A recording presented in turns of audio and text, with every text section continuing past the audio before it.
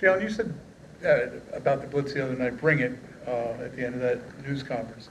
Is there something this year that you're more confident than ever about handling blitz?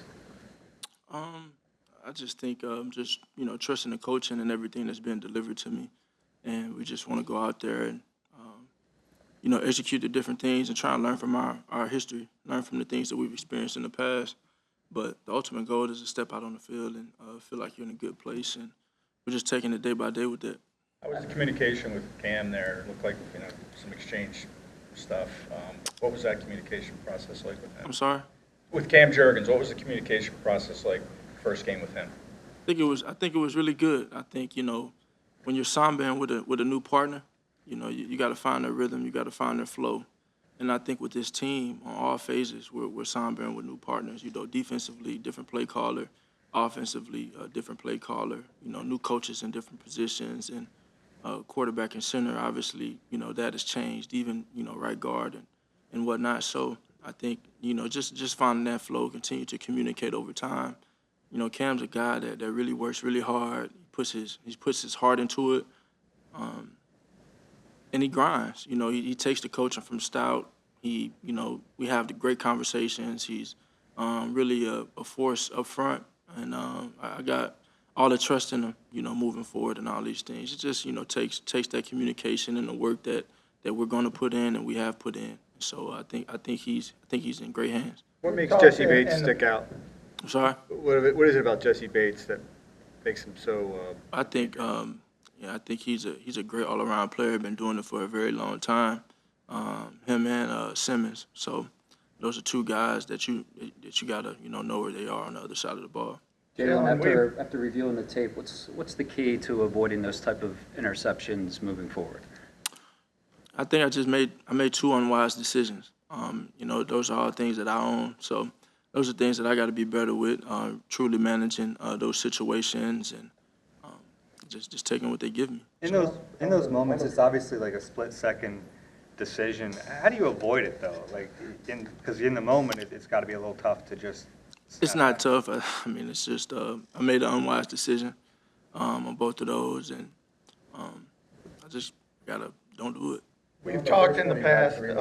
We've talked in the past about you flushing maybe negative plays. You seem to be very good at that. Other quarterbacks maybe not as much. Is that cognizant from your standpoint, or is that just natural for you?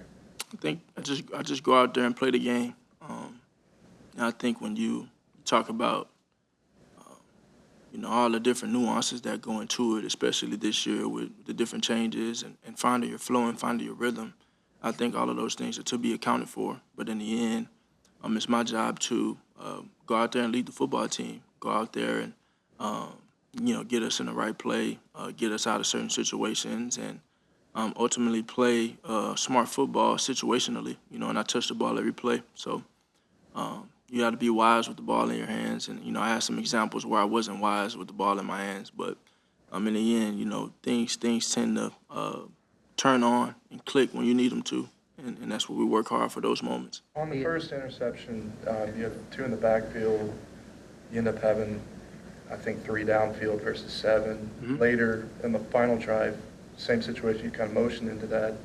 You end up scrambling. How do you balance situations where you're anticipating rushes that maybe don't arrive versus, having options downfield when you need them? I don't think that was an anticipatory thing. I just think it was an unwise decision by me. It was a great call. I got to execute it. That's on me. The Steelers' offensive coordinator said today that they weren't challenging the middle of the field against the Falcons out of respect for Jesse Bates, and I think they said they didn't want him to wreck the game. As a quarterback, how do you kind of navigate being aggressive and being careful, so to speak? You just go out there and play. Try and play and execute what's called play on rhythm, play on time, and, just play the game. Like I said, those are two guys. Even out wide, 24, Terrell, A.J. Terrell is a really good corner, really good player. And that's how this league is. I think in the end it's about just making good decisions. Now that you've had a game under your belt with Saquon Barkley, is it what does he kind of add to the offense? Were you able to see just how dynamic he can be and what you guys are trying to do? Yeah, it was. He's a great player. He's a great player, and we knew what type of player we were getting. And I think, from my vantage point, it's exciting to see, just to see him come in and see how he just adds, a dimension in terms of how we complement each other.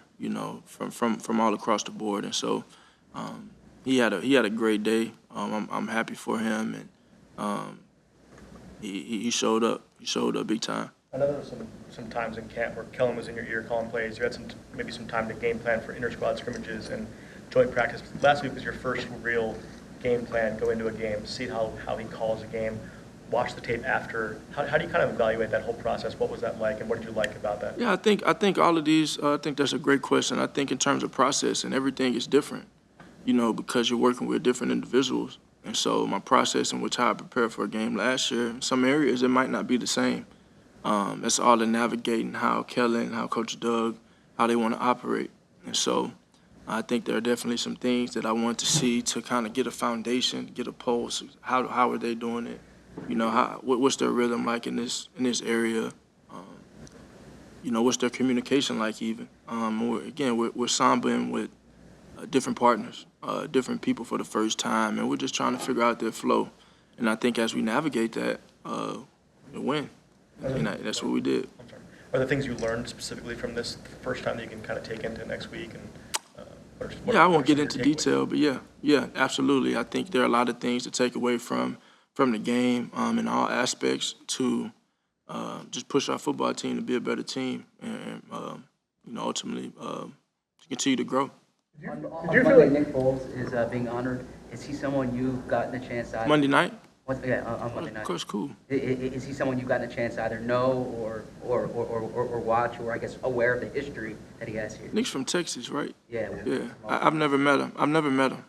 But obviously a legend here. A lot of respect for him in his game, and I'm happy and proud of all the success he's had, and I'm glad he's able to share that moment.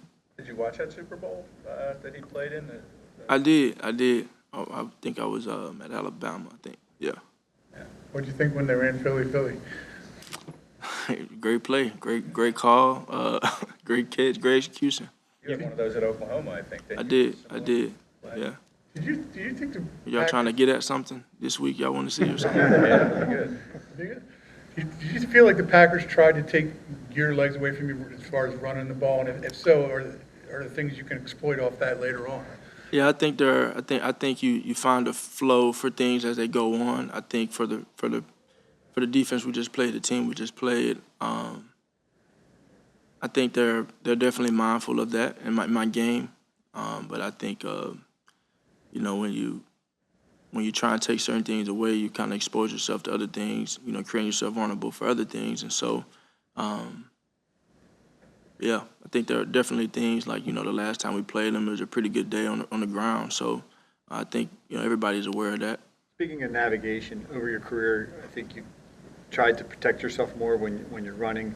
But late in that game, trying to get a first down, you carried basically two guys for the first down.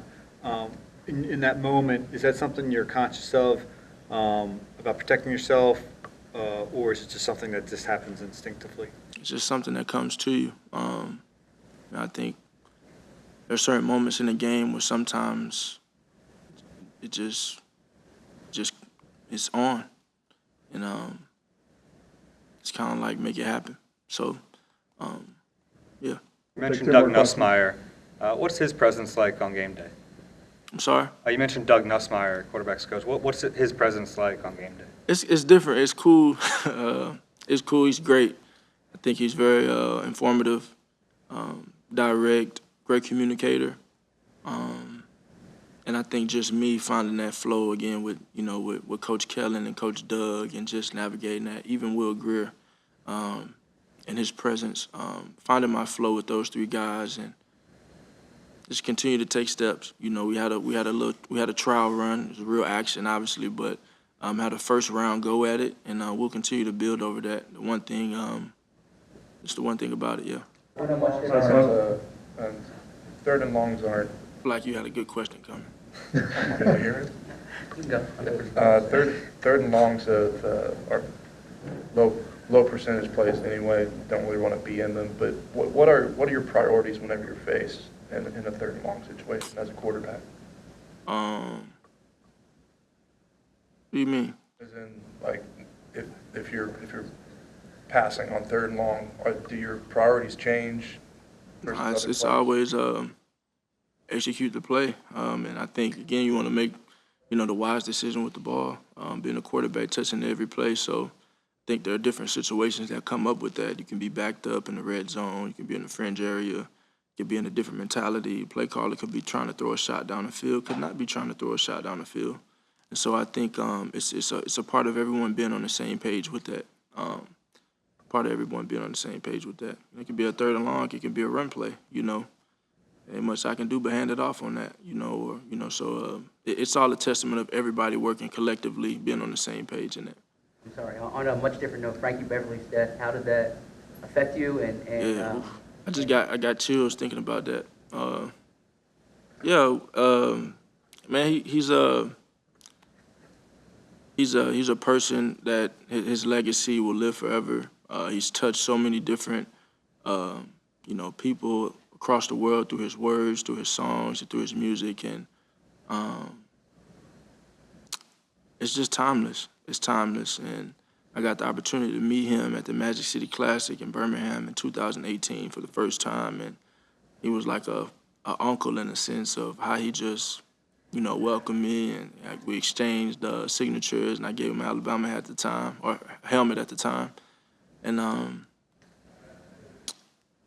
yeah, it was fun, and then obviously being able to catch him on the farewell tour, I think it's just kind of full circle, and I think that's just God working, and I'm very very very fortunate, very blessed that my family got to meet him, and before he passed, and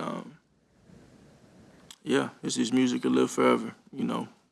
Music will live forever, so it'll be a good tribute for him Monday night.